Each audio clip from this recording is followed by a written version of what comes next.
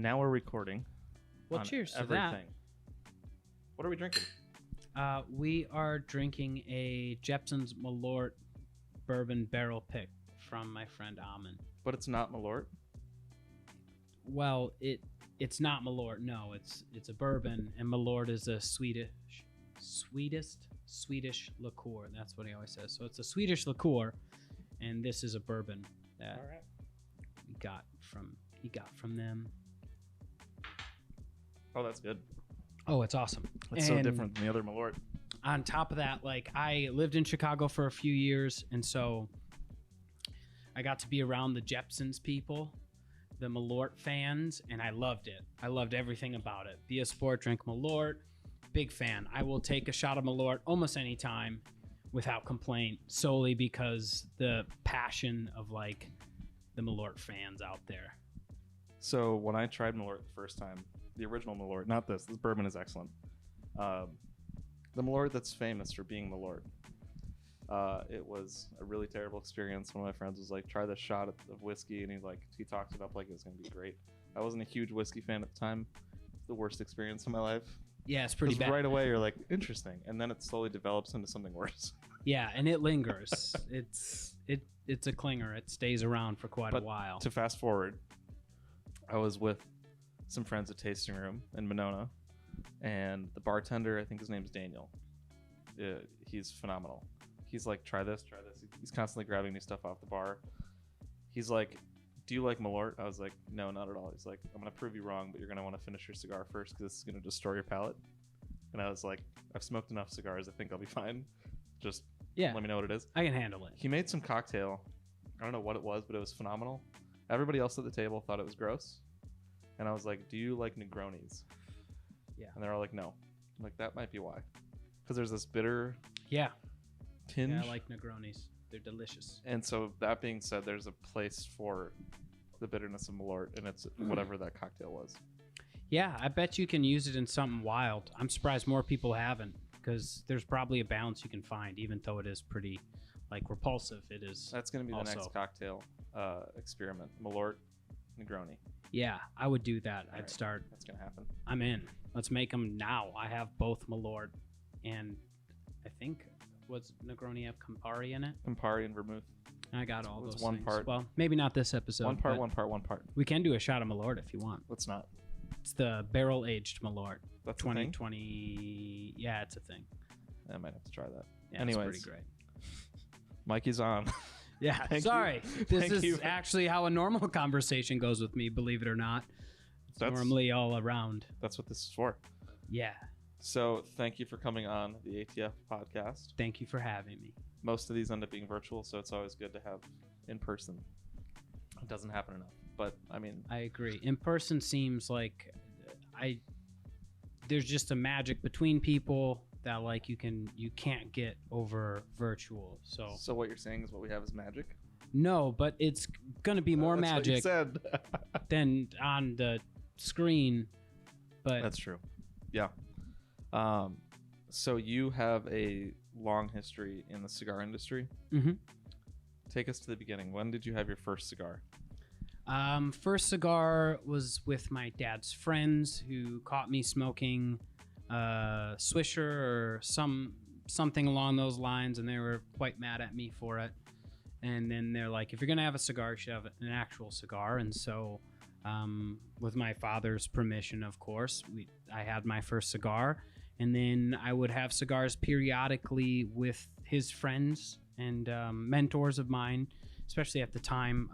Every few weeks we'd get together and I'd have like a cigar with them. And after that, got out of high school, so fast forward a little bit, and then immediately started meeting with these guys just for cigars once a week at a cigar shop right in Brookfield, Wisconsin, called Jack's Tobacco at the time, and now is Metro Cigars Brookfield. And Paul and Jen are great.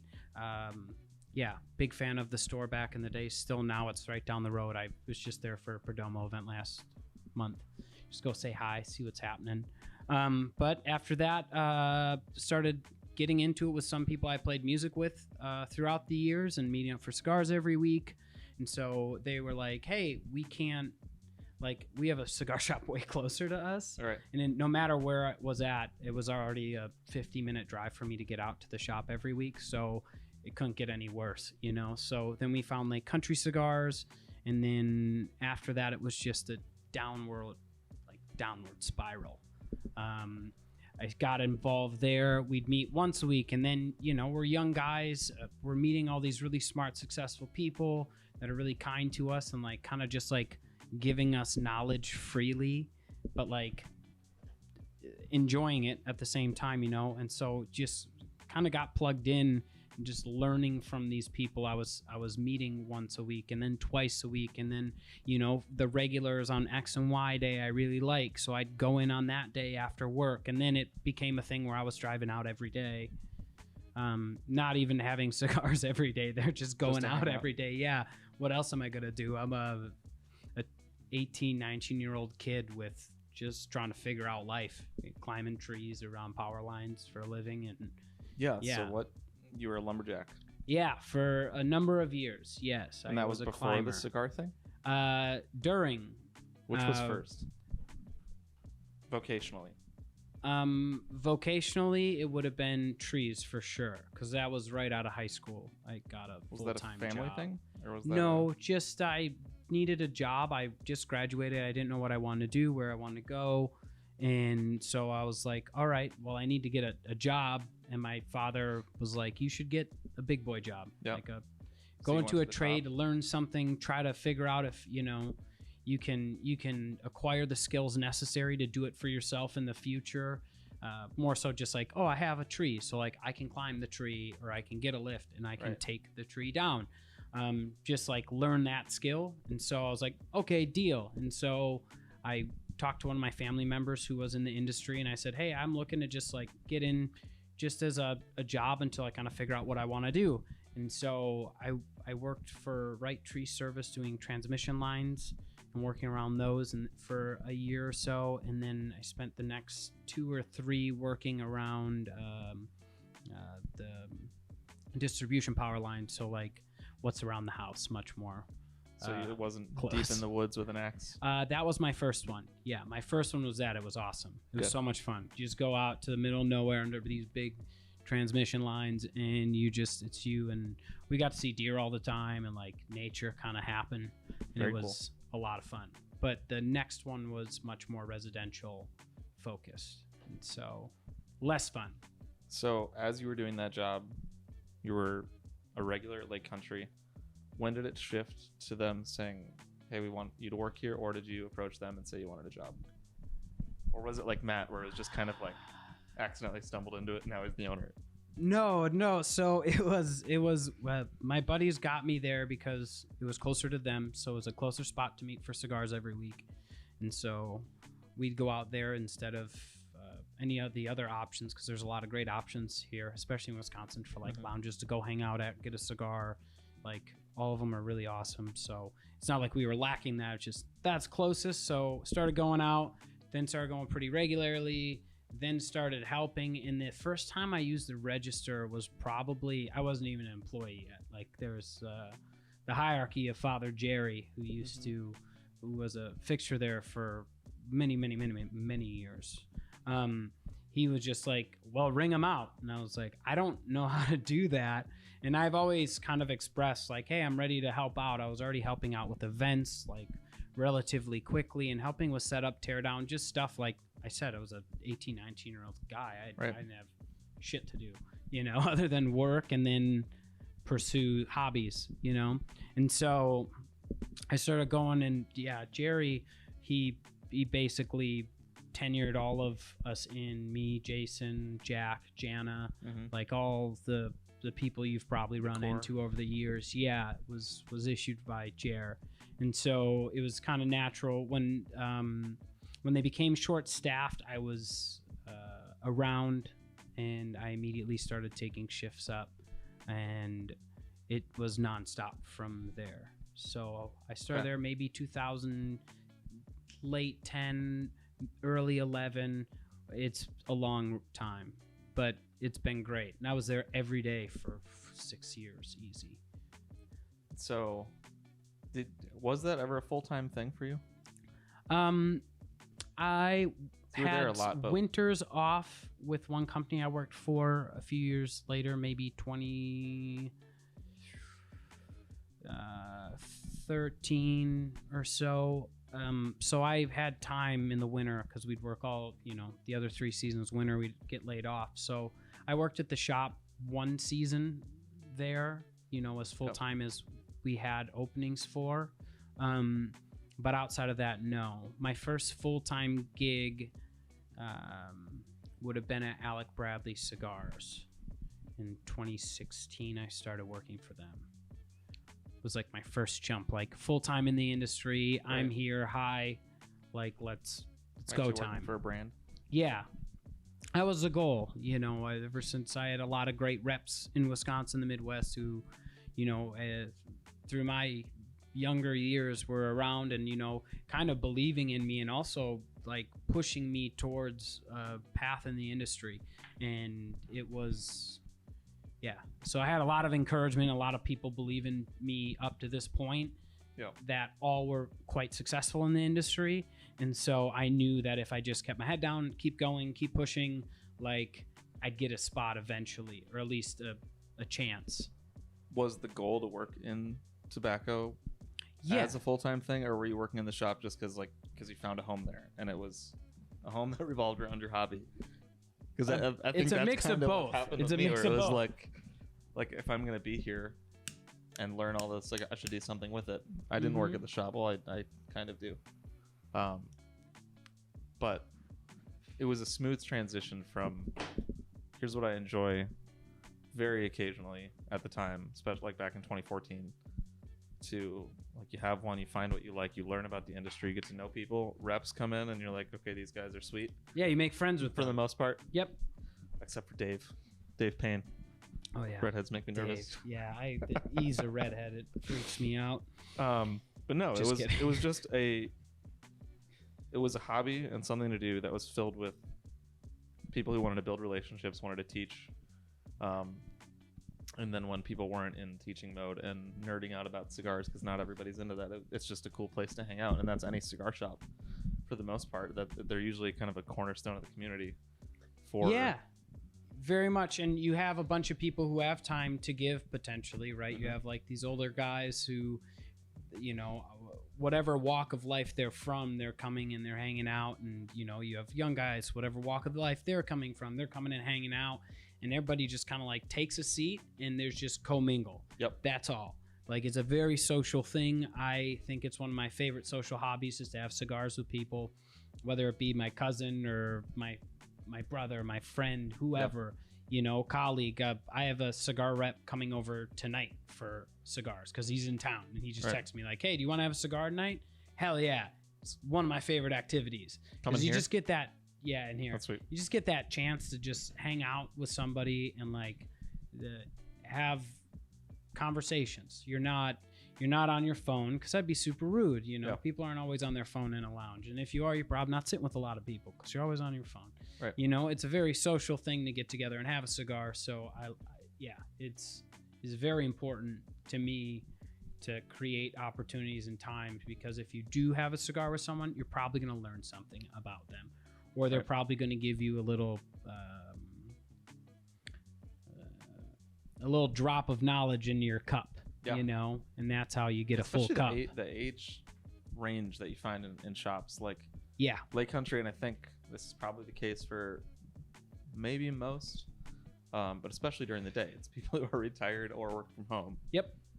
And so you get experience talking to other generations that you otherwise wouldn't.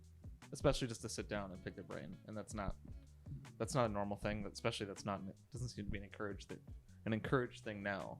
Yeah. For like telling a kid like go sit with this guy and just let him talk, ask whatever questions you want. On top of that, it's just it's hard. Sometimes people feel like investing into a younger person or into somebody takes a lot of effort, and it takes a lot of time to figure out if there's someone you want to hang out with or invest in or like.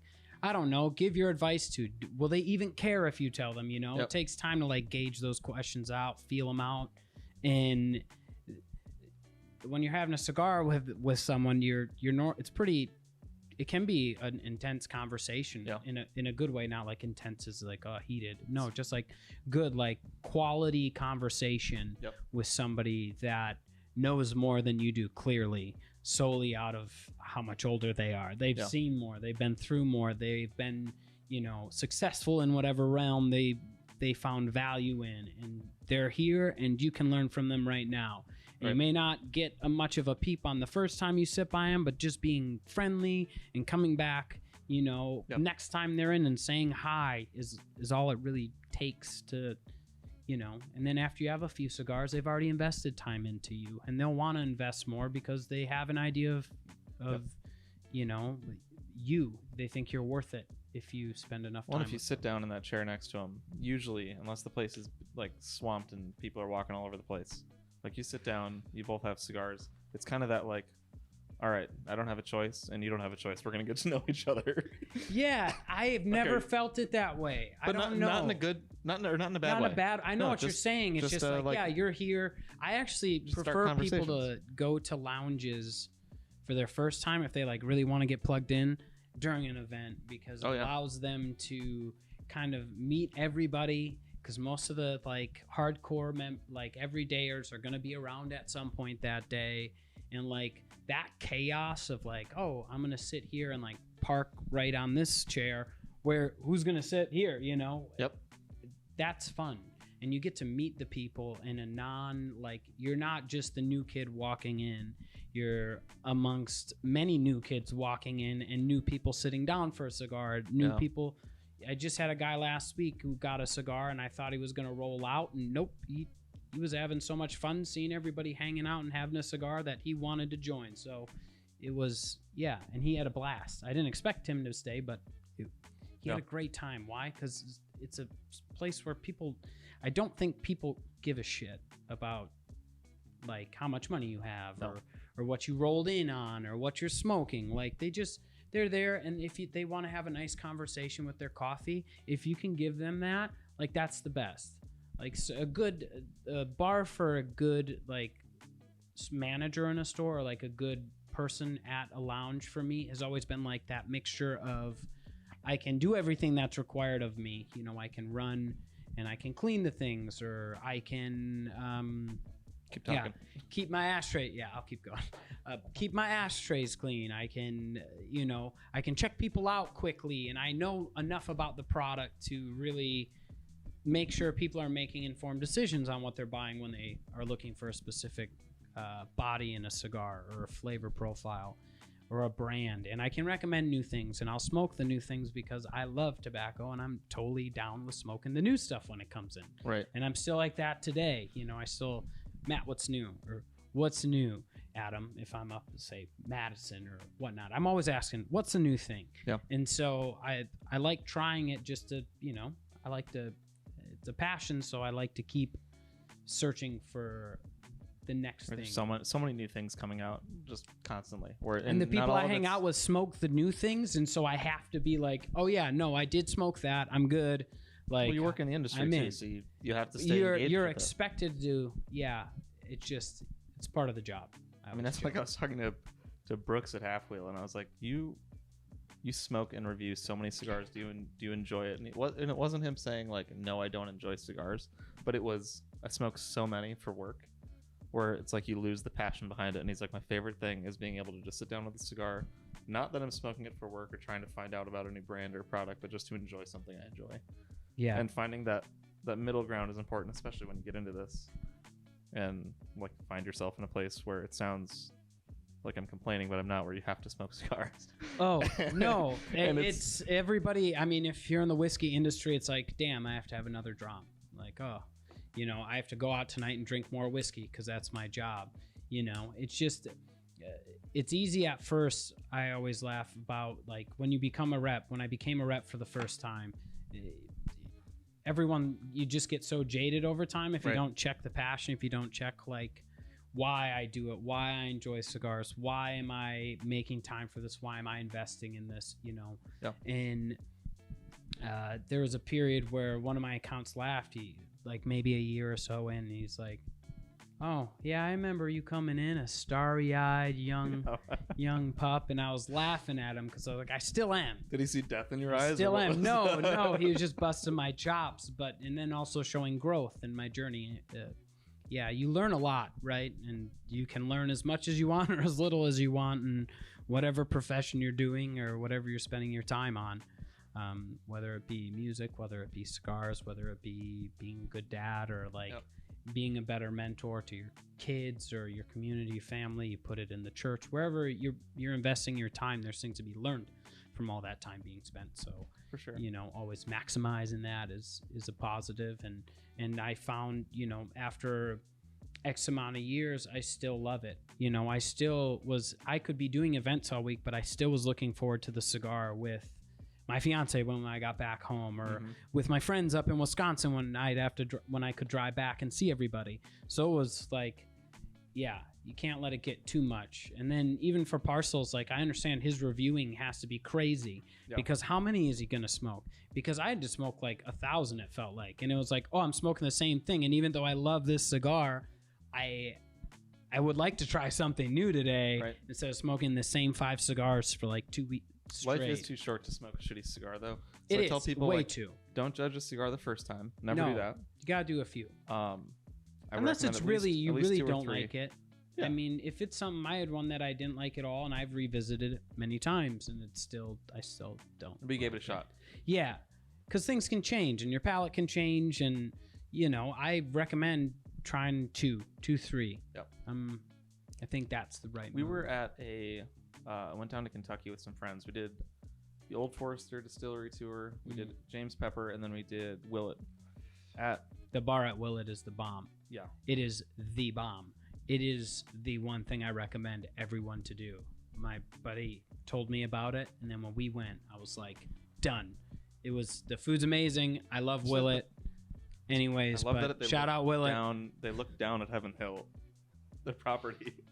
Yeah. Which cracks me up. But anyways, they at Old Forester, I don't remember the guy's name, but the guy that gave us the tour and the tasting was the guy who trains everybody at Brown-Forman in tasting. And we're going through the different bourbons that Old Forester makes, and then he's like, you might love this one, but what we just did was we went through this, for lack of better words, romantic process of talking about the history and the flavor notes and everything that went into this. And right now we've got like 20 people in a room that are super invested in this product and super fascinated by it. And then also right now you paid to have a day away, whether you traveled there or you're from Kentucky, but to come enjoy this and learn about it. So your mindset's very open to learning about the art and just everything about it. So he's like, this bourbon might be your favorite right now, but then what's going to happen is you're going to go home, and then work's going to stress you out, kids are going to stress you out, you're going to be tired, and then you'll be maybe getting to the point in the night where like, I'm going to have a drink. If it's to enjoy it or because you're stressed, whatever your reasoning is. But he's like, you're not going to bring all the romanticism that you had about that drink back from home. The distillery back home. Yeah. So you're not going to have that pep rally in your living room. Right. And so finding different times to sometimes try the same thing and be like, is this really what I enjoy? And if you can find a product that's kind of hits on every category, like that's, I don't know if you'd say it's rare, but those products stick out and they're special because you're like, this is just always going to be good. I can be in any mood. I can be with anyone and I'm going to love this thing. Yeah. And your palate does change. Yeah. Yeah. Over the last 2 years, I've been converted to full proof or barrel proof, cast strength. Like, I love it. I love the extra kick. I like the extra intensity out of it. Is this cast strength? I'll check.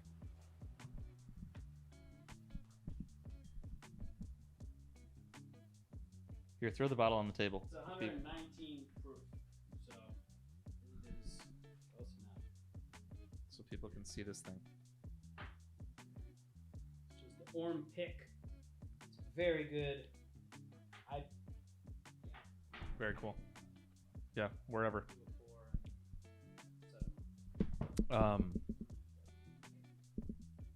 So before we get into your career in cigars past Lake Country, what are we smoking?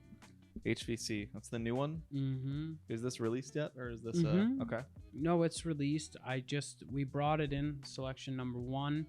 I think it's the first cigar out of Lorenzo's factory that he built in Nicaragua. I'm a huge HVC fan. That stems from back in the day too. I mean, Lorenzo was in Madison, the shop, like Country's in Delafield. He would come down, you know, he's working a full-time gig and then also having his own cigar brand. We sold a lot of them. He's a great guy, and I've always liked his profile. Mm-hmm. And then as Aganorsa's come out with some real bangers over the last few years, I was excited because this was my first introduction. Is he producing through Aganorsa? I think he was originally. Okay. Yeah, the HVC 2015. I get shit from the people at my work all the time. Why? I'm not kidding, because they don't see a lot of it move all the time compared to like our major brands that sell everywhere. And wholesale's a different game, so it's not just what someone like I would want to smoke. It's what do people want to smoke or try throughout whatever town or city it is. I got so many people hooked on that cigar.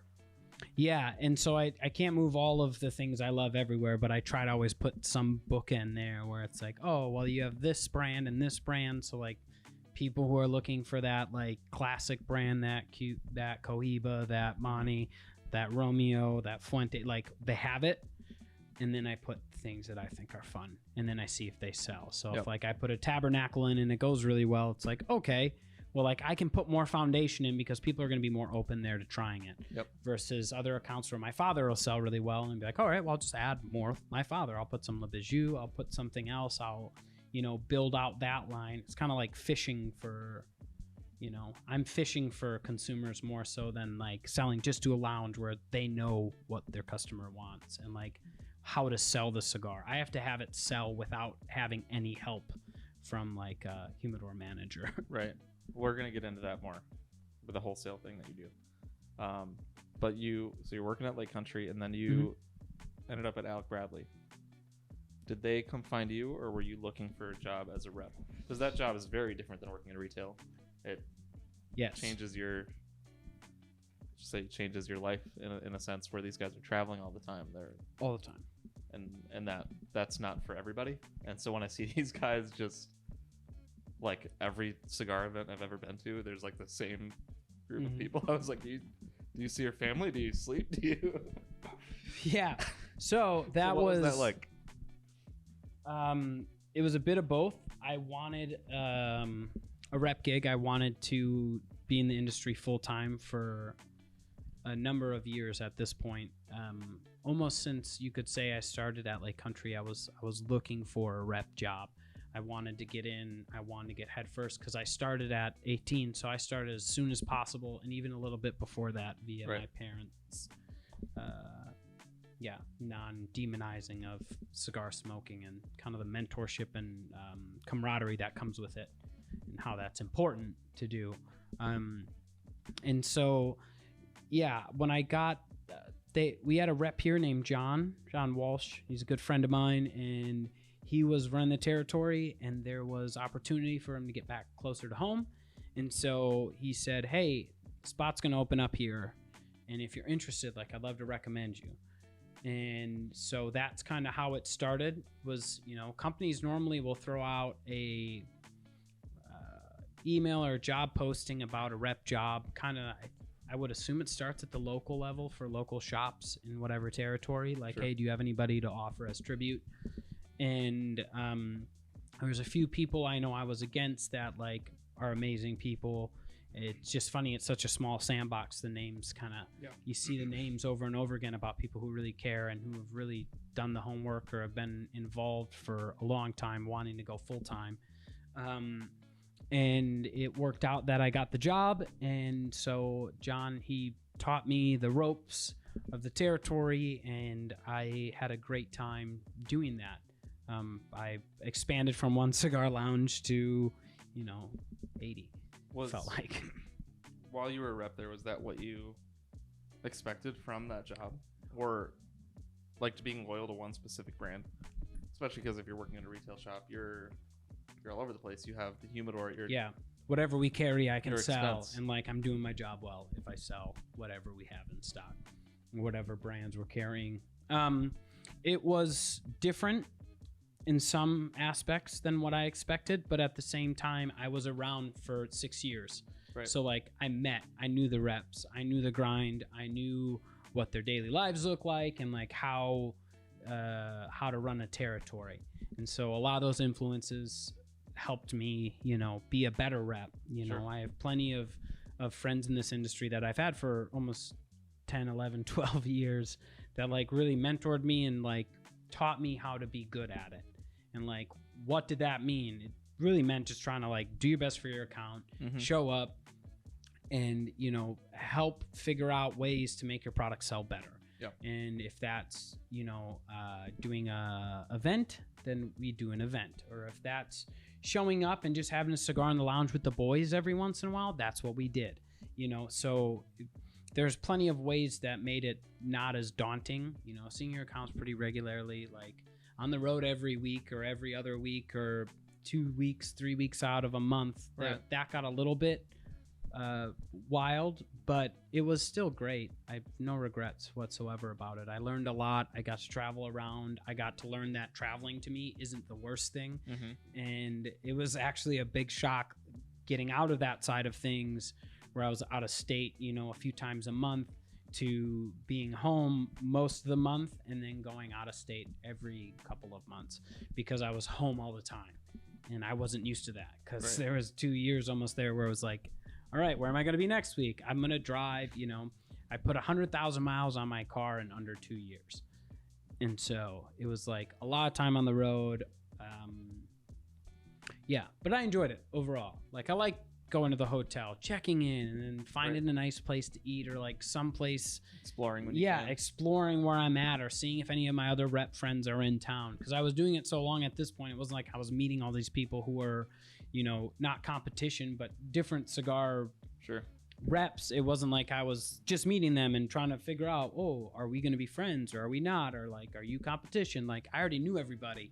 And so it was a real easy, like, hey, are you traveling to Minnesota this week? Are you traveling to, That's cool. Indiana this week? And like linking up, having dinner, and still seeing friends on the road. I tried to do, and it really helped the mindset of being on the road, was having people and friends to go see. Yep. And then a lot of the lounges became friends very quickly just because I've been in it long enough. I knew they didn't have to teach me anything or tell me anything. Like I kind of understood how a lounge runs because I was in one every day for 6 years. Yeah. And so it was like, it was a really easy fit for having someone who was from the industry jump into one of those roles and from the industry in that area to come through and make that relationship jump off in the right direction. I wasn't going to bullshit them with anything. I wasn't going to try to tell them some crazy thing about this cigar and why it's better than everything else. I was like pretty level-headed and reasonable and like, hey, let's try this brand. Like, let's do an event. Let's get this going. I think it's a great cigar. I've been smoking cigars for a long time. I feel like most of the samples I gave to owners were always smoked because they appreciated what I was bringing to them and why I thought they should smoke it. It wasn't like they were getting thrown on the shelves. That was a little bit more, not the early years of Alec Bradley, but sort of, right? Weren't they? When did they start? Oh, no, they were around way before that. Alec Bradley, I think, started in the late 80s. Has it been around that long? No, we got to cut this. No, we're fine. We're just 90s, I think. Late 90s. Whenever the cigar boom was, that's about the time. I think that's a cool story of how Alan got into that. I was listening to an interview of him. He's great. I love Alan. I love Alec and Bradley. I still talk to my in-house guy, Mike Floyd, every few months. I'll call him, Ursula, everybody. They're great. Ralph's amazing. It ended, and that's cool, and that's how life works. And I landed on my feet over at Winner Tobacco, and I've been there since 2018, and just selling to stores that I wouldn't have been able to touch at a normal rep job. So we left off at Winner. So you left Alec Bradley, and then you ended up at Winner. Yep. Out of Minneapolis, which is a wholesaler. Yes. Talk about that. that's also like a very different transition from going to retail, going to a specific brand, and then wholesale. Well, up to this point in my journey, so retail. Mm-hmm. From retail, I went to manufacturing. And we can get into that later. Yep. And then from manufacturing, I went back to retail for a few years. So 2 years, a year and a half. And then I went into the rep side. So like the distribution sales of a singular brand. And then now I'm on the wholesale side where I would buy from the rep and then distribute within my territory that brand of cigars. And so I've done every side. I've been on every side of the industry so far. There's not that many people No, that have done that. no, very few. It's usually people tend to pick their lane, and then that's just what they do. I want to gauge it all. I've always wanted to do every side. I always wanted every piece so I could like get a little bit of learning from each part of the game. So then, of the cigar industry. Speaking of manufacturing, so we're gonna pause Winner. Manufacturing. I think I mentioned it the first time we tried to record and had the everything not recording. That happens. Do that all the time. So you worked at a factory. Yes, I worked at the Plasencia Factory in El Paraíso, Honduras. Why? How? Because that's a huge departure from. Yeah. So the rest. The year is 2014, and yeah, I've been in it for a few years, but intensely all of those years. Yep. So like I got to meet the reps and I meet the owners of companies, and like I was plugged in, you know, as hard as I could be in the Midwest. And so eventually I was like, I wonder if I could roll. So I'm having coffee with Rocky, the owners of the shop, after an event that was thrown the night before. And Rocky walks in, and the owner of the shop, Donna Maryland says to Rocky, Mikey wants to learn how to roll cigars. And like, this is just something we talked about for about like, I don't know, maybe 10 minutes previous to him getting there. And he was like, okay, when? Like, when do you want to do this? And I was like, when's the best time? He's like, February is normally when, like, February would be good. And so I ended up moving down to Honduras in February of 2014. And then basically I was with Rocky's squad. Mm-hmm. Tours would come down every maybe 1 or 2 a week would come in. And so I'd hang out with them, spend time with them, kind of entertain, hang out, make sure they're enjoying themselves, make sure, you know, the beer's stocked in the fridge or the waters are stocked. And that was a super joy. And then during the days, mostly I would be in the factory, in the Plasencia Factory in El Paraíso. And I would was that separate from Rocky?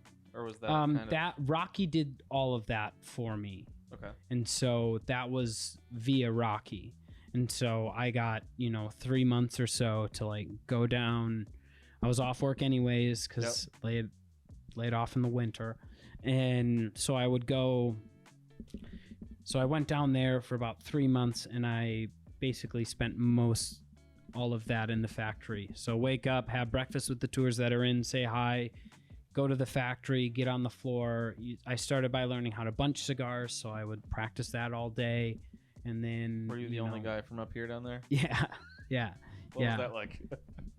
It was great. I didn't care. It was a good time. I had a blast. No quarrels. How was the language barrier, or was there enough? My internet was down for the first month and a half. So my plan of learning Spanish via, Babbel or whatever online, Rosetta Stone at the time, potentially. Yeah, that I couldn't get more practice outside of what was just getting thrown at me on a daily basis. But a lot of people had decent English, and I had decent enough Spanish after just being immersed in it for a while that like I could understand what people were saying or the gist of what they were saying or what the topic was or what they were referring to. Like I remember being in a meeting with Plasencia's and Rocky's people and like just like hanging out. Like I was done rolling and they're like, oh, we have a meeting. Do you want to come? And I was like, sure, why not? And so, having coffee with them and like I was just mentally taking notes of what I was hearing and being like, okay, so they're talking about this, this, this, and this. And then at the end of it, I asked Maritza what the hell are we talking yeah, about? and she's like, no, you're spot on. And I was like, yes, okay. So like I know enough to get by here. I was talking to a friend the other day, and he's like, I know enough Spanish to get myself into a Mexican prison. Yeah. Yeah. It's like, I don't know if I'd probably know stay up enough here. to get myself out of a Mexican prison. that's the problem. Yeah, I'd be done for. That's funny.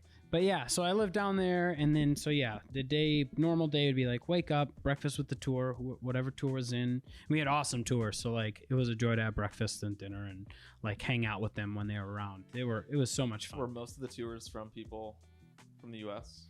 I feel like the U.S. I don't know what the word would be. Not commercializes, but maybe things like that would draw Americans more than others. A lot of U.S. trips, but then we also had quite a number of international. And so I never kind of knew what was coming in. I just knew that we'd have people here from X day to, 3-4 days, and then another group from, then some weekends I'd have nothing, and I'd just sit at the compound and, watch movies because there's nothing else I could really do outside of that, and the factory be closed. So, but it was great. I'd smoke Puritos, I'd practice rolling, I'd listen to music, or I'd play music. I brought a guitar with me, and so I'd just practice. And did you get good enough at rolling to like be able to hold your ground at it, or get good enough to know that you're not good at it? No. Just practice. Yeah, that's what and I've heard. so It's like, what I wish I would have had more time for sure. But with that being said, like, no, I could roll, I could bunch, and I learned the classic Cuban style. So like in tubular, cool. That's the style I was learning. I was putting it between my hands. I was laying it out, and I was feeling it out, placing, ripping, gauging it up. Then I was putting the binder on by hand, and then I was, pressing, and then I was pressing again, and then I was taking out and putting the wrapper on and finishing it off and cutting the cap out, put the cap on, and like cut it off at the bottom. I've only seen that in person a couple times. Some of them at events or when Bamba comes up. To heck yeah, love Bamba. But then my wife and I were in Miami and then went to El Titan de Bronze, and I just heard about them through Privada Cigar Club because they did some stuff with them, and I was like, "There's a factory down here somewhere in Little Havana." Didn't know that much about it, other than you got to be sure. That's why I got this out. There's got to be enough. Old reliable. I found that I was no torches in Honduras, believe it or not. I was reorganizing my office the other day and found that underneath my rug. So I don't know how long it's been down there. It's still got fluid. Right, still works. And it'll probably last for another year. And so I didn't know what to expect looking for this factory. We're on, Cali Ocho in Miami.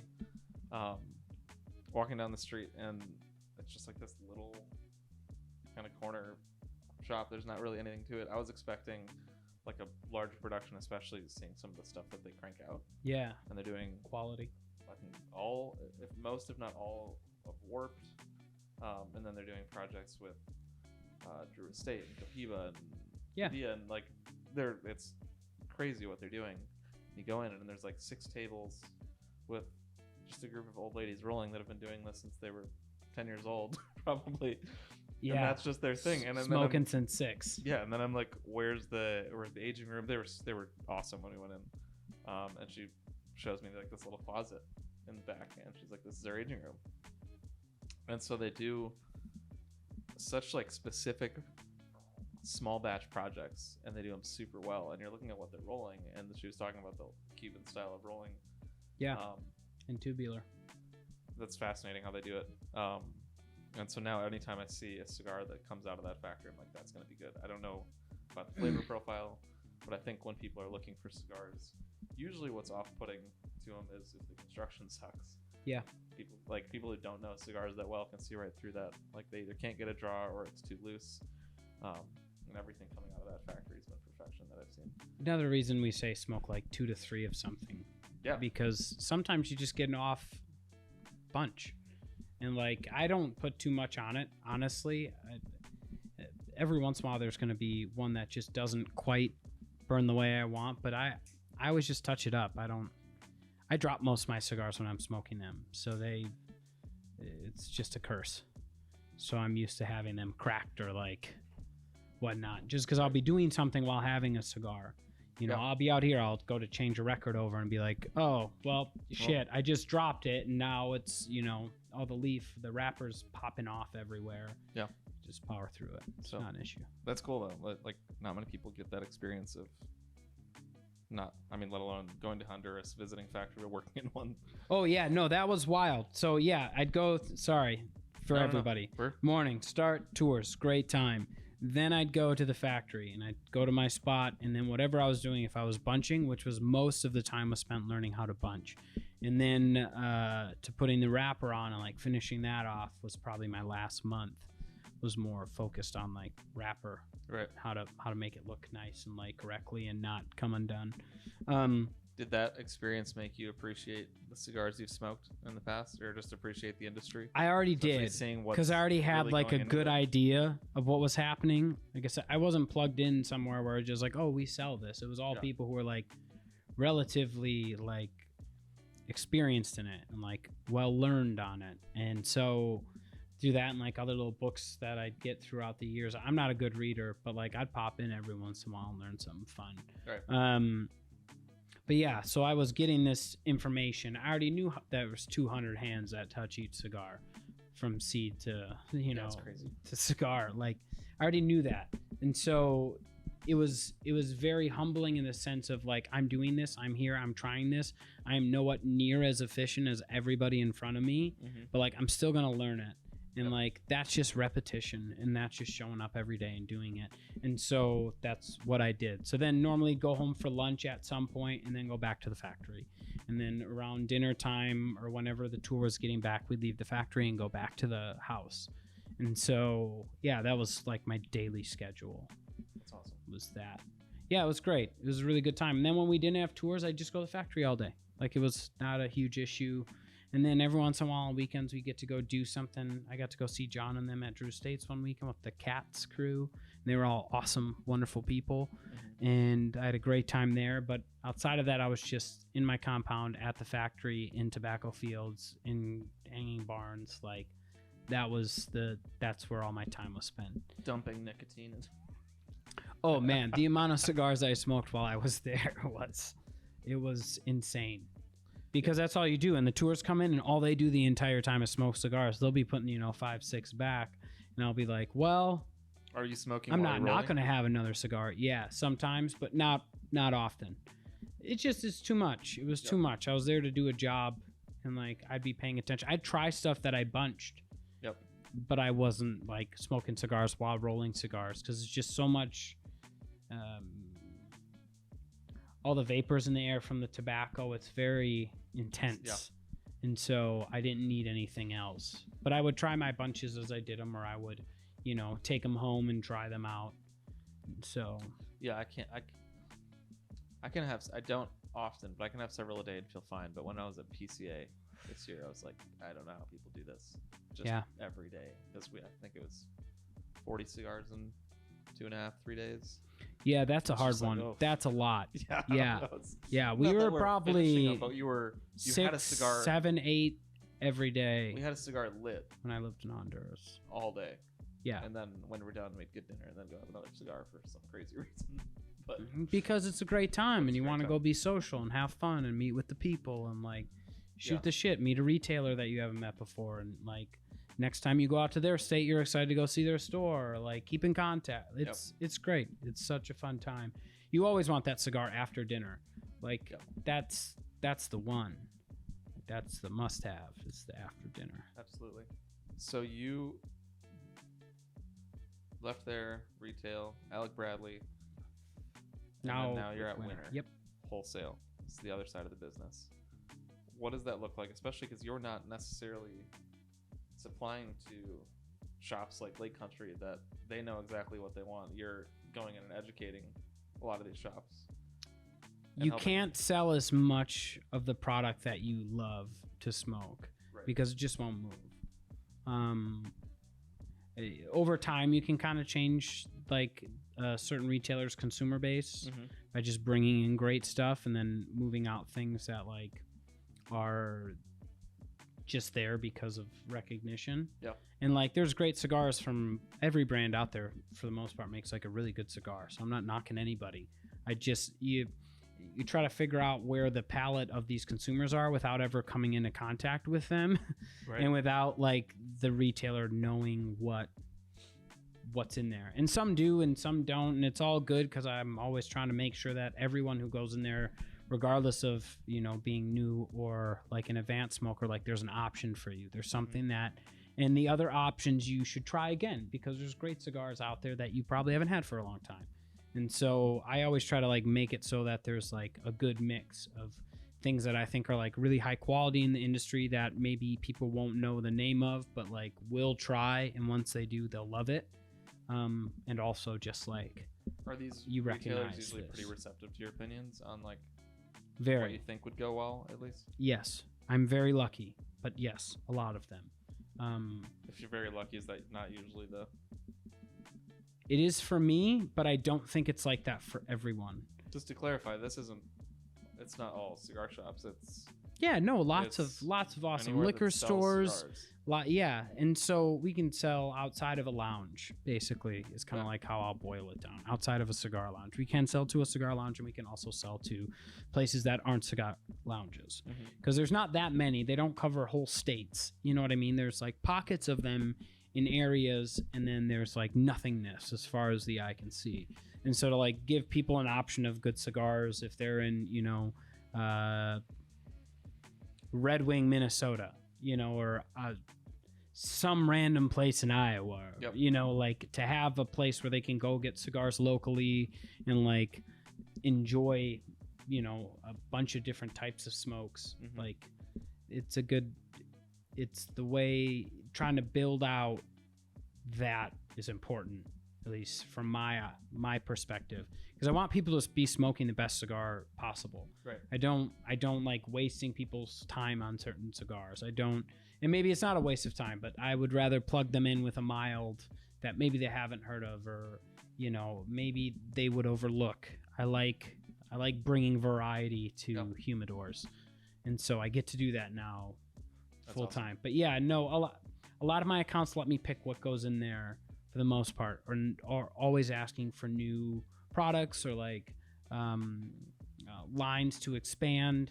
I get that all the time, which is great because that means cigars are selling for them, which means I'm doing my job. And so, but it's fun because like, yeah, I get a little bit more reach into the general populace that isn't close to a lounge or isn't close to a spot that they can go for nice cigar selection. And then I get to like put fun things in for them to check out and hope that like that person who picks that cigar up loves it so much that they like go and get another, and then they tell their friends like, this is a really great cigar, like you guys like cigars, let's have one together, you know, and pick up a few more. Like that's what makes my job awesome. So that leads to the next thing, which is the most recent. Not that you're still doing wholesale, but when we launched the magazine, you've been super helpful for me over the years, teaching me about the industry, teaching me about cigars since day one of me being into cigars. 2003 Rocky Patel Vintage Cameroon. That's it. Yep. That's it. Had another one of those the other day. It's amazing. So you've always had this very educational approach of, like we've been talking about, like you just love teaching people about cigars, introducing people to things, and I don't know how long it's been, you've hinted towards wanting to start something of your own. And so I was sitting in the shop, you knew about the magazine, it was kind of in the early stages of us trying to figure out what the heck this thing's going to be, and then you had the light bulb moment for Mikey Lights It.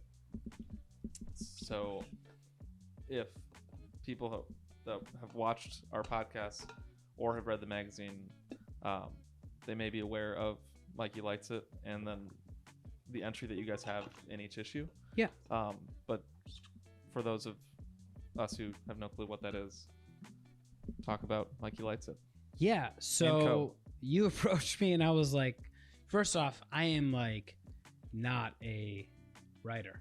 It's not something I'm good at. I wouldn't know what to say. I, for the most part, think I'm relatively not interesting.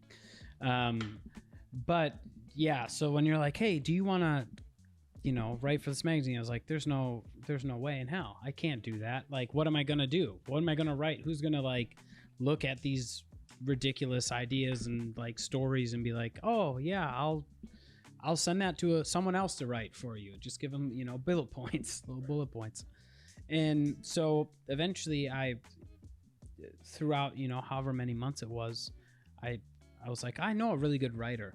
And I was like, so maybe I'll ask that really good writer. And so he came along and, I thought basically if I'm going to do it, I want someone, if they're going to be writing with me about me, I want to like know them well. And I want them to know me well. So that way there's not like, it's a smoother process. So it's not like, oh, he said this, so like I don't know what that means. He basically knows what I mean. And so just knowing him for so long and having a talent like that was like accessible was a huge blessing. And so after talking with him for a bit about it, he's like, no, I'm interested. Let's do this. And then we started thinking about ways to start doing something. And so we came up with Mikey Lights It as kind of like an outlet to do that, and like just start writing about things or putting together like a package that would give cigars that I think are really worth people's time out to them wherever they are, not just in Wisconsin, not just that I come in contact with, but like I would like to do that. And that would be like another way for me to kind of like give back to the industry that gave to me so much. And so we started working on that and talking about that. And then, we met with you guys and we're like, hey, here's what we kind of want to do. And we've really liked the articles that we've put out so far. Mm-hmm. They're kind of wild sometimes, but like, oh, they're great. It's about, we're not, one of the best things was like, we didn't ever want to be funded by anybody. And so like, we didn't have to be, and we like had people and had relationships and had things set up where like we could do this thing. And like, we're already like basically set up for it due to my profession for the last however many years. Sure. And time spent. So like, it just kind of was like, let's do this. And so we did, and we're still doing that, and it's great.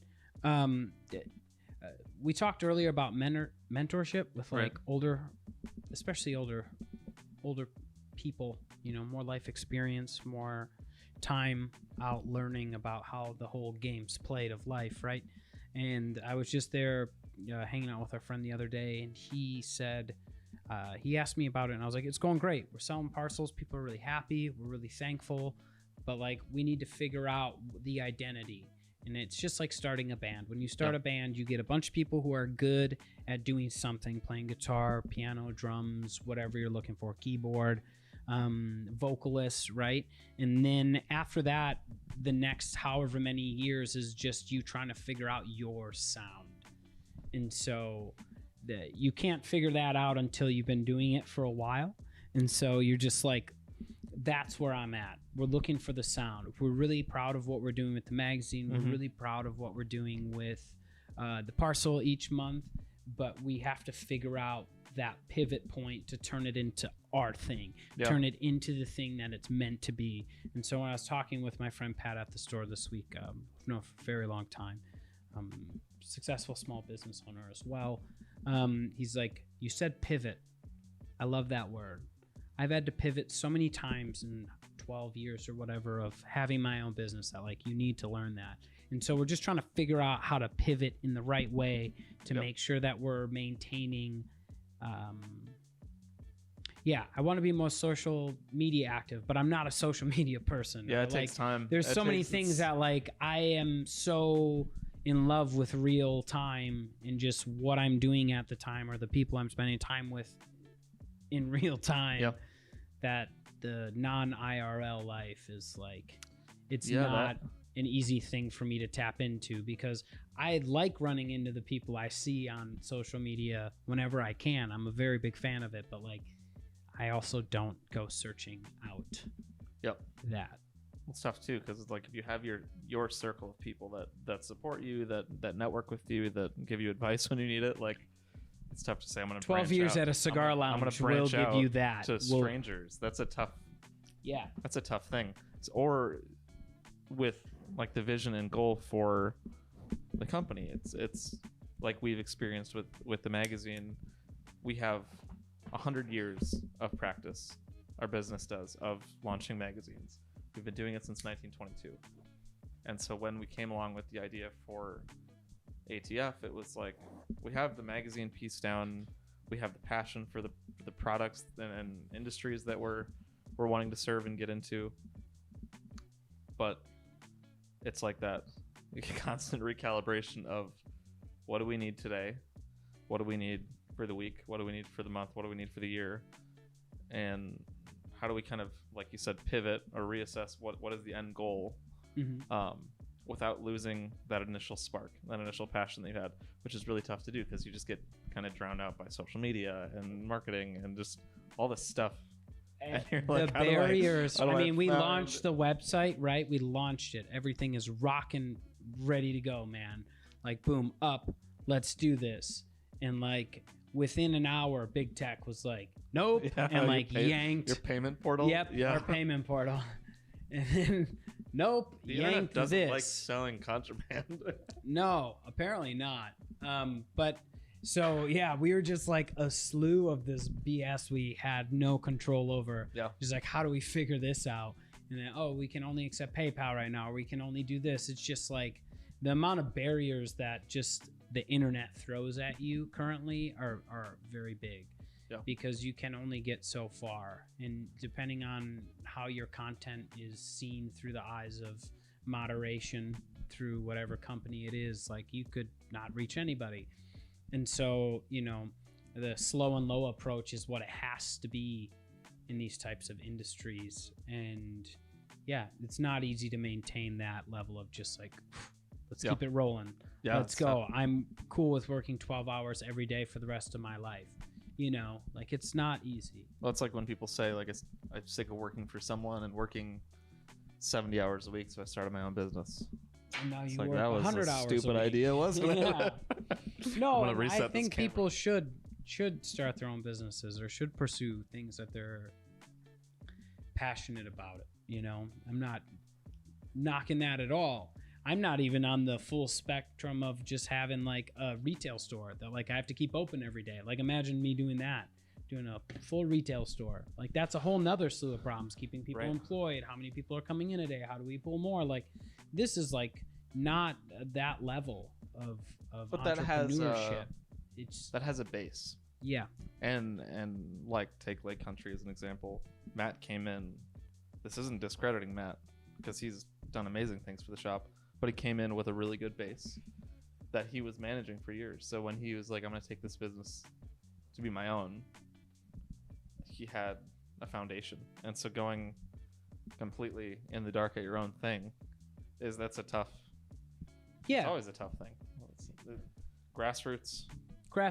Yeah. I like grassroots because like it's a better way. I didn't want to be it overnight and I'll pivot in whatever way. If that, I've already have ideas and have had some meetings about it. I'm about how to do it better and how to do it like how to offer more than just, you know, something that happens every month that, you know, who knows if people are smoking more than 5 cigars a month. And I also don't necessarily need them to be buying from me those only cigars. Like I want them to get plugged in. I want them to like have a cigar or two a week or like, you know, that's important the challenge to me too that I find with a lot of or like, use online... it as a sharing tool. Like I have these cigars and I want to share them with my friends, so I'm gonna have a bunch of buddies over and we're all gonna have a cigar together and it's gonna be awesome.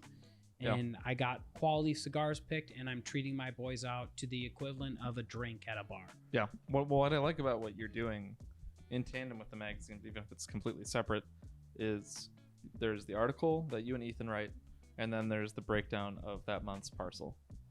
And so the reader gets to know you, gets to know the passion that you have for the industry. And then when it gets to the parcel portion of the article, it's breaking down why you love that cigar and why you think someone else would. But you're not trying to say like you need to smoke this because this is the good cigar. It's here's No, because here's every what we cigar enjoy is and here's different. why. And people aren't gonna. I mean, I did for a long time, but most people aren't gonna sit down and read half wheel articles that are new to it. Yeah. Because they're like, I'm not. They just won't. Mm-hmm. Or like do deep research on a cigar. They want to know what's out there. Why might I enjoy it? What might it be good to pair with? And then try it. And so giving someone access to all that information, getting to let them know you and your heart behind the project, and then actually have cigars that you recommend. That's super cool. And you're not trying to take business away from a retail shop. And yes, the goal is not that. And that's the challenge with so many of these, which is always interesting to hear the conversation of started an online retail. Like there's some huge ones. But I'm trying to also not kill brick and mortar. Brick and mortar is like it needs to be there. Super important. And also not trying to create an online cigar purchasing, like a cigar retail site that then gives crazy discounts, and then like that'll eventually makes its way back to the producer of that cigar. You want to respect everybody in the game. Yeah, and it's tough to do. Like, yeah, it's not. I don't like the devaluing of the product. Mm-hmm. Like I know the people. I've spent a lot of time with the people who's live this, who are in the factory working day in and day out, and in the fields and planting the seeds and managing the nurseries, and like it's not their time's worth something. And like when we devalue what they're making, I just don't like it. Right. I'm not a fan. Yeah, I also would like a world where people are okay with paying MSRP for something, in a world where your whiskey and all these other things are flying through the roof. Like I don't think $8-9 for a cigar is like a crazy ask, you know, and it for some people it can be. I mean, I remember being young and, you know, not at all financially stable, and just, you know, having, you know, I was working at the shop, that's how I paid for my cigars. Like I get that, you know, everybody has a different walk of life and has, you know, certain budgeting rules, either with their, you know, spouses or, you know, whatever it may be. That's like, I get it. It's not something that you can do all the time, but I think it's important to do every once in a while if that's the case. If there was a way to infinitely give away cigars, that would not give away as in take the money from the producer of that or from those brands, but like we've been in a position for a while where cigars are accessible. Mm-hmm. Not only because we're getting paid, but just we get them sent to us. We're around them often, so the stash at home slowly grows. So giving one away is not not hard to do. And like I'll have friends come over and I feel like they used to be like, do you mind if I take this cigar? And now they're like, they walk in the house, they walk straight to the humidor, which is a big DeWalt toolbox, which works well. You gotta upgrade. Oh no, it's that I did upgrade and then I ran out of space, so now I've got stacks of that'll happen waterproof containers. Yeah, I haven't 12 years. I'll tell you. I haven't gotten the cabinet humidor yet, but it's worked. So they'll just like freely walk over because they know that I'm not trying to hoard these. I have them so people can smoke them, and so I can take time with people and hang out. And having that as kind of the vehicle for like, let's get a cigar and hang out and talk is just, it's nice to not have to worry about where am I going to get one. Do I have to go buy a bunch of them to have people come over? You have a stock on hand. Yeah. I always did that though. I always was a box buyer, so that way I'd hand out. Well, like I don't mean like, buying boxes. I mean like you have stuff at home and you have access to more. So allowing other people to not have to deal with the price barrier and enjoy a cigar and a conversation is awesome to be able to do. Yeah, and there's cigars in all different, you know, categories too and price points that they make some really great stuff. You know, I like the little new Cuba from Aganorsa. It's a great bundled cigar. What have like HBs, they're the best. What have you been excited about with cigars lately?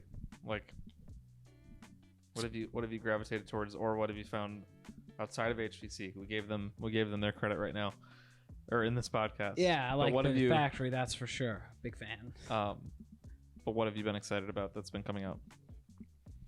I am excited about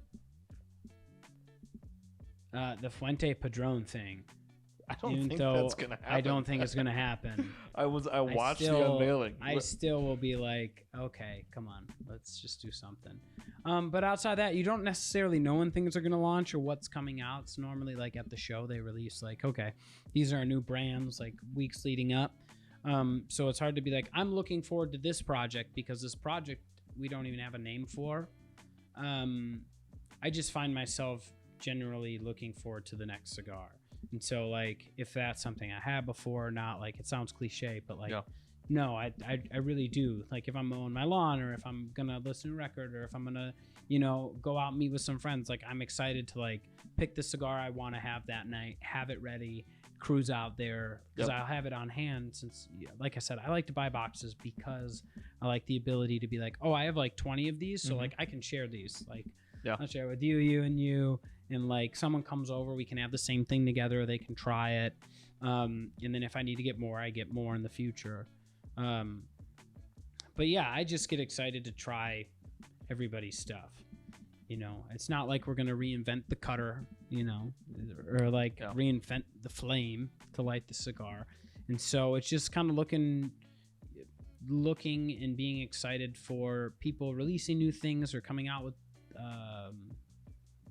variations of things. It's all, it's hard to say.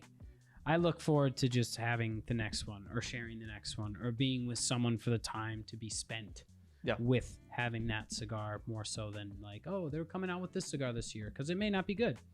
And so, and that's such a personal thing that I won't know till I try it. So I'll get hyped, but until I have it in my hands, I'm smoking it and enjoying the time I'm having with the cigar, hopefully with someone, then I'm just kind of... Let's say your favorite cigar, favorite whiskey is what you're drinking. Yeah. Like, that's... Everyone's always pushing, like, what's the new thing? What's the... I mean, even in all of these industries, there's definitely a law of diminishing returns where it's like, once you're spending $40 on a cigar, it's like, is that... Hey, it can be for There's somebody. Some amazing stuff out there. I mean, I haven't bought a $40 cigar in a long time. Yeah, I haven't either. And I'm not saying it's wrong by any means. I have. Speaking of $40 cigars, if you do buy one, the Atabey. That, I mean, if you're in the mood for like just the creamy, smooth cigar experience. Oh yeah, no. That Atabey is delicious. Yeah, people gave that. It is like a people mild. Gave that so much crap for no reason. It's mild. It's like you're just jealous. Yeah, it's a good. I really liked it when I had it a few years ago for the first time. I really enjoyed it. I thought it was like a push in that mild cigar category that I'm always trying to find the best one, even though it's not my favorite profile. I'm more of a medium plus. Yep. But yeah, I like searching out for that awesome mild smoke that still has flavor and still offers something, you know, to a palate that normally prefers medium full body. So I like that cigar a lot. There's too many good ones. Yeah, that's my favorite from them in general though. Like that's my favorite cigar. That is it United? United. Yeah, United. It's my favorite they do cigar they do Byron, right? Yeah. Byron is fine for me. Yeah, they have some good stuff on the full side. Yeah. That's my favorite. Very cool. Yeah, but like at the event the other day, I was smoking a Padron, the 1926. I love 26. It's like I don't want to be partial to Padron, and people give them crap on their relationship with whatever the relationship is with something like Cigar Aficionado, where like they keep ending up on the top 10 of the year or top 25, whatever the number is. It's like it's an amazing cigar. It's one of the most consistent cigars of all time. 64s and 26s. That's gonna be that's my go-to if it's available. But like you said, it's like there's so many new things coming out, and everyone's like, try this came out, and then you want to smoke what's new at the shop, just to be aware of what's on the market. But I love being able to say, like, I'm not in work mode, I'm gonna sit down and have a cigar just because I want one, and that's usually my go-to. But I feel like that occasion is becoming less and less, so I need to up it. I need to force myself to have cigars when I'm not working and just chill. Just good ones. And on the magazine side, I'm sure like you guys get sent stuff from people. I don't, which is hilarious. I've been doing it for so long, and I still pay for cigars, which is completely fine because I support. I'll go to one of my stores or whatever. I'll buy a cigar. Or two, I do pay for cigars. But if someone says have this, I'm not going to tell them. Oh no, I never say no either. I'm always down. I just always laugh that it's like, yeah, people think that you just get that if you're in the industry, and it's not that way. Like there's varying degrees of like, if a rep comes in, if he'll give you a cigar or two to try or not, right? But for the most part. That's how all these industries I buy a lot, are. and I don't mind, like I said, at all. I don't want the product being devalued. I don't want, I appreciate the art, so I'm okay with paying for it. I think there's this misconception that if people are in these industries, like between alcohol, tobacco, and firearms, that they've somehow fully rely on their connections to be able to get free stuff. It's like, no. People who get into these industries vocationally most likely spent years paying full dollar for everything and then continue to because they want to, they're just you want what you want. They're excited about it. Yeah, you want what you want. And some of firearms, that's way harder to really get into just based off the price point. Yeah. And access in every state's different, but yeah, don't lose the passion for it and keep supporting brands. Yeah, I always laugh because it's like people be like, oh, it's an $8 cigar, it's a $9 cigar, and I get that, but it's a $12 cocktail at the restaurant that you're gonna find at that. Yeah, you're gonna down in 5-10 minutes, right? Yep. Or at least I will. And so it's like, yeah, the you're spending money on other things that don't net as much enjoyment time and kind of intentional enjoyment time. Yep. That it's kind of a no-brainer for me. I'll buy a bottle of whiskey and a cigar or two, and that'll last me for at least 2 nights. Right. Not the whole bottle. Just we went when we were down in Kentucky last. We went to Justin's House of Bourbon. I bought a bottle of this Willet 4-year, and then was like, I'm gonna save this for a while because you can find it up here, but you gotta look for it a little bit. Yeah. Down there it's everywhere though, so I was like, I'm gonna buy a bottle and then let it sit for a while, and I'll have it eventually. Get back to the cabin, start a fire. Most of the bottle was gone by the end of the night. Yeah, I got 2 bottles in Minnesota. I was like, going to Willet tomorrow. I'll reload. Yeah, I got 2 bottles on my way up through Minnesota this last 2 weeks to the warehouse and see everybody. And yeah, I brought it to just everybody to share and have a good time over cigars one night. And it was quarter of each. And it was that was still well spent. It was still a great time. And you can go through a lot. If you're having a great time, especially with the cigar, you can have a drama or two. Absolutely. Well, I will finish this by my favorite quote that one of my friends from school got a tattoo of, which was, "Put your phone down and smoke your damn cigar." Yeah, man, that's a great quote. That's the way to do it because we lose a lot of ourselves to it. Absolutely. And I try not to use as much of that time towards the more that my life becomes revolved around phone. computers and my phone, the more I hate them. And I'm a phone caller too, so I'm a weirdo. Even I'll text, text. I will call. I will text. I'll FaceTime you at planning midnight. of a phone call. That's about it. When someone starts getting conversational with a text, I'm like, nope, we're not doing this. Yeah, no, it's too much, and you waste too much time. And there's so much value to get though to podcasts or things you're into, audiobooks, music. That it is a great tool, and I love having it, and I use all of those tools with real intention. Can't live with it, can't live without it. Yeah, but I find great value. I just don't that in person, that time away from things that aren't right in front of you or aren't real concerns you should have. Just have your time unplugged. Yep, unplugged with a cigar. Yeah, and that's why I smoke so damn many of them. So awesome. Well, thank you for doing this. Thanks for having me. If I didn't look at the camera, I'm sorry. I don't care. I get nervous. But yeah, thanks for listening. I don't know how people do this whole thing, the vlog thing, where they stare at the camera. It's gotta be. Maybe it's just the reception right away, because you have to build that confidence up for sure. You think that I could just stand in front of that camera? My friends, I'll hold shop. I'll bring out the soapbox. But fucking way. I don't know how people do that for a living. Eventually, I've heard you forget that the camera's there. Yeah, for sure. Like I said, which it's it just doesn't got to bother me be anymore. But when like just the one person vlog thing, like every YouTube channel, like oof. Well, you have to have the drive too, Yeah. right? And to have that's a lot of drive to have that kind of channel up. Talking to robots all day. Yeah, but that drive, you know, if 5 people are listening or if 1,000 people are listening, you know, that's the kind of level you have to operate at. I would assume. Yeah, you can't look at to be successful in that industry. Can't look at the numbers. Can't look at the comments. Can't look at that. You just have to. Doesn't matter. Do what you're passionate. If you don't like it, don't listen. Yeah. If you like it, please listen. You know, you can't get too drawn up in other people's stuff. Absolutely. So awesome. But well, cheers. Thank you.